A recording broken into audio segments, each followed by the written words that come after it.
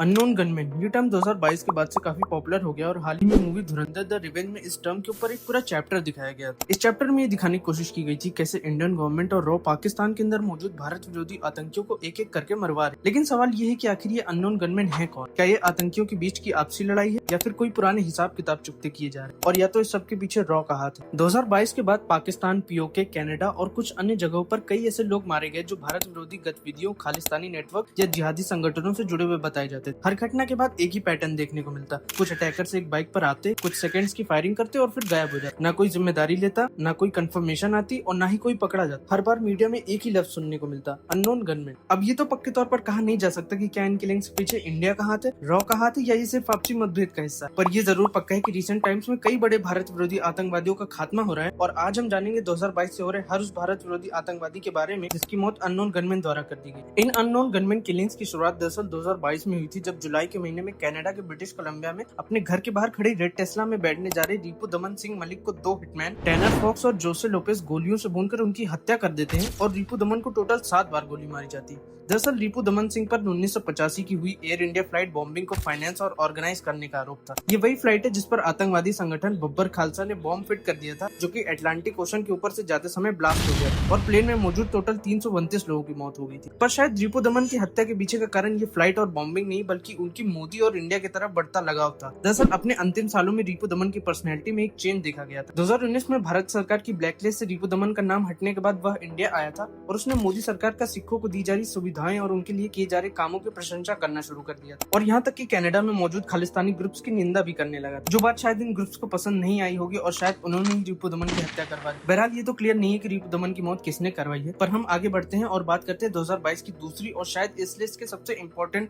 भारत विरोधी आतंकवादी की, जिसका नाम है जाहिद अखुन उर्फ जहूर मिस्त्री। जहूर मिस्त्री आतंकवादी संगठन जैश ए मोहम्मद का मेंबर था, जिसने 24 दिसंबर 1999 को काठमांडू से दिल्ली जा रही फ्लाइट IC-814 को 4 और आतंकवादियों के साथ हाईजैक कर अफगानिस्तान ले गया था, ताकि वो लोग मसूद अजहर और 2 और आतंकवादी जो कि भारत की जेल में बंद थे उनको आजाद करवाने के लिए एक डील कर सके। जहूर ने इस फ्लाइट में 25 साल के एक भारतीय पैसेंजर रुबिन कातियाल का बेरहमी से चाकू से हमला कर उसकी हत्या कर दी। इस हाईजैकिंग के बाद मिस्त्री पाकिस्तान चला गया था और पाकिस्तान के ISI की छत्र छाया में कराची के अंदर अपनी पहचान बदलकर जाहिद अखुन के नाम से एक नई जिंदगी जीने लगा था। और आता है मार्च 1, 2022, जब 2 अज्ञात लोग हाथ में बंदूक लिए बाइक पर अखुन की फर्नीचर की दुकान के बाहर आते हैं, अखुन के सर पर 2 बार गोली मारते हैं और मौके पर ही अखुन की मौत हो जाती है। अगला नाम है मोहम्मद लाल का। याद है धुरंधर में दिखाए गए फेक इंडियन करेंसी का बिजनेस जिसे खनानी ब्रदर्स चला रहे थे? ये कुछ वैसा ही है, क्योंकि लाल मोहम्मद अंसारी नेपाल का रहने वाला था, जिस पर पाकिस्तान के ISI के साथ कनेक्शन होने के आरोप थे। उस पर मेन आरोप पाकिस्तान से आ रही फेक करेंसी को नेपाल के रास्ते उत्तर प्रदेश के थ्रू पूरी इंडिया में फैलाने का आरोप था। और यहाँ तक कि उस पर तो दाऊद इब्राहिम की डी कंपनी के साथ भी संबंध होने के इल्जाम लगते थे। 19 सितंबर 2022 की शाम को मोहम्मद अपने घर के बाहर कार को पार्क करके जैसे ही घर की तरफ जाने के लिए कदम बढ़ाता है, वैसे ही 2 अज्ञात आदमी जो कि एक बाइक पर सवार थे वो इसकी गाड़ी की तरफ ओपन फायर कर देते, जिसमें उसकी मौत हो जाती। अगला नाम है रिंदा का।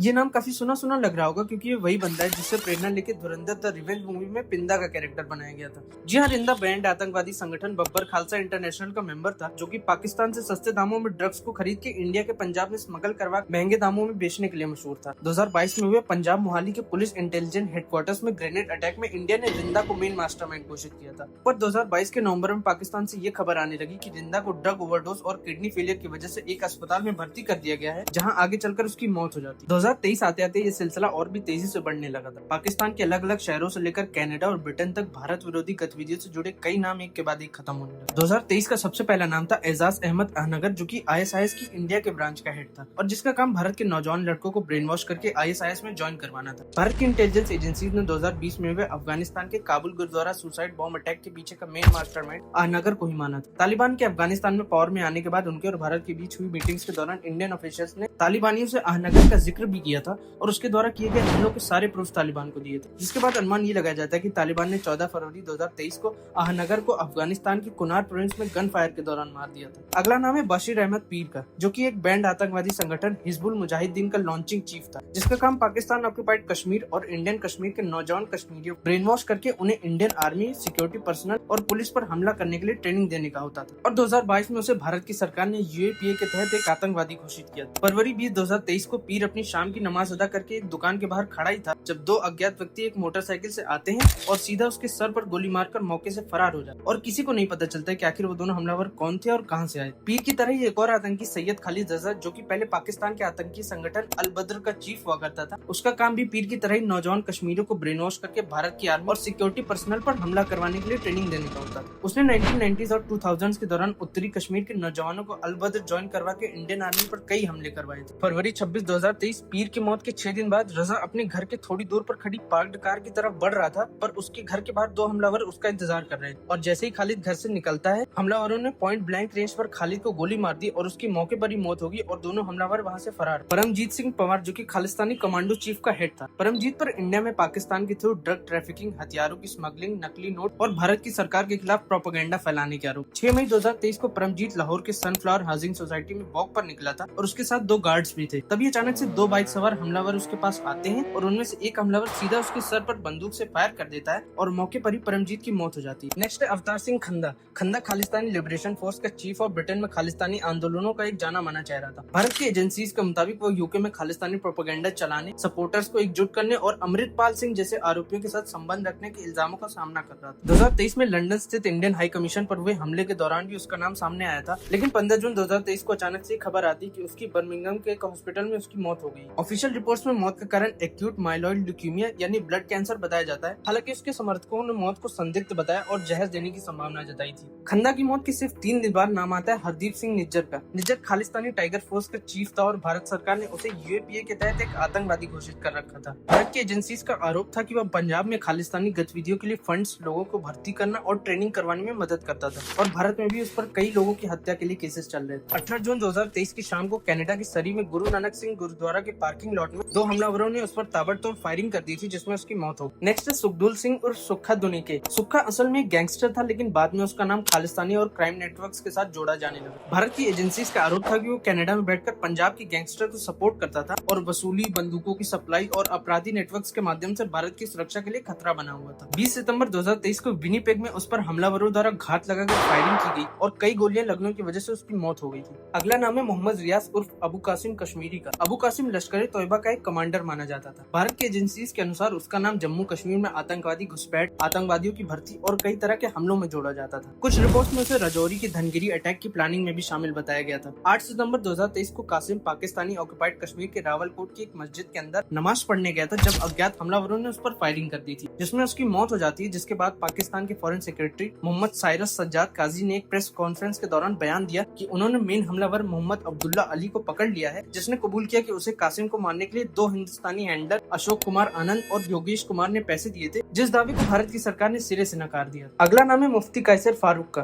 फारूक लश्कर तोयबा और हाफिज सईद के नेटवर्क से जुड़ा हुआ माना जाता था। भारत के मुताबिक उसका काम कट्टरवाद, नौजवानों को भर्ती करना और जिहादी मानसिकता को फैलाने का था, जिससे भारत के खिलाफ नए आतंकवादी तैयार किए जा सके। अक्टूबर 2023 में कराची में अज्ञात हमलावरों ने उसके करीब जाकर क्लोज रेंज फायरिंग की, जिसमें उसकी मौत हो जाती। नेक्स्ट है शाहिद लतीफ, जो कि जैश ए मोहम्मद का एक ऑपरेटिव था। भारत की एजेंसीज ने उसे 2016 के पठानकोट एयरबेस हमले का एक मुख्य मास्टरमाइंड माना था। इस हमले में भारतीय सुरक्षा बलों के कई जवान शहीद हो गए थे और भारत के एक महत्वपूर्ण मिलिट्री स्थापना को निशाना बनाया गया था। अक्टूबर 2023 में शाहिद सियालकोट की एक मस्जिद में फज्र अदा करने गया था जब 3 हमलावर उस मस्जिद में आ धमके, शाहिद को ढूंढा और उस पर फायरिंग कर दी और उसकी मौके पर ही मौत हो। कासिम के केस की तरह पाकिस्तान ने इस हत्या का आरोप भी इंडिया के एक एजेंट योगेश कुमार पर लगाया, जो उनके मुताबिक यूएई से ऑपरेशंस चला रहा है और गरीब पाकिस्तानियों को पैसे का लालच देकर इन भारत विरोधी आतंकवादियों को मरवाने का काम कर रहा है। नेक्स्ट है जियाउर रहमान। रहमान लश्कर तोयबा का एक मेंबर था और वो कराची में एक छोटी सी जामिया अबू बकर मदरसा चलाता था, जहाँ पर उसका काम था नए नौजवानों को भारत के खिलाफ हमले और आतंकवादी गतिविधियों के लिए शामिल करना। सितंबर 12, 2023 को रहमान शाम के समय इवनिंग वॉक पर निकला था जब 2 बाइक सवार हमलावर उसके पास आते और उसको ताबड़तोड़ फायरिंग कर देते, जिसमें उसकी मौत हो जाती है।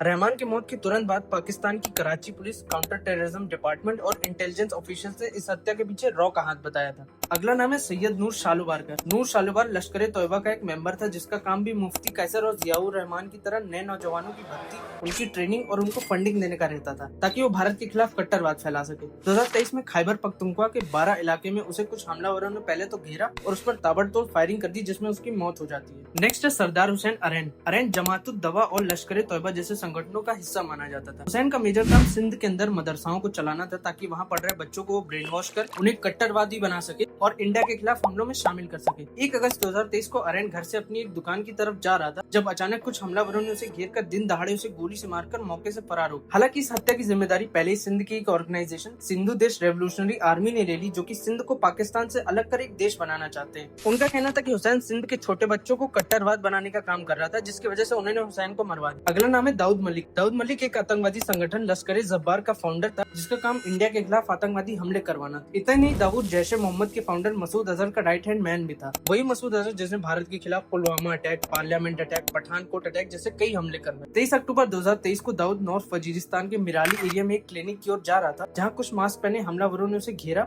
और सीधा उसके सर पर गोली मार दी, जिससे उसकी मौके पर ही मौत हो गई।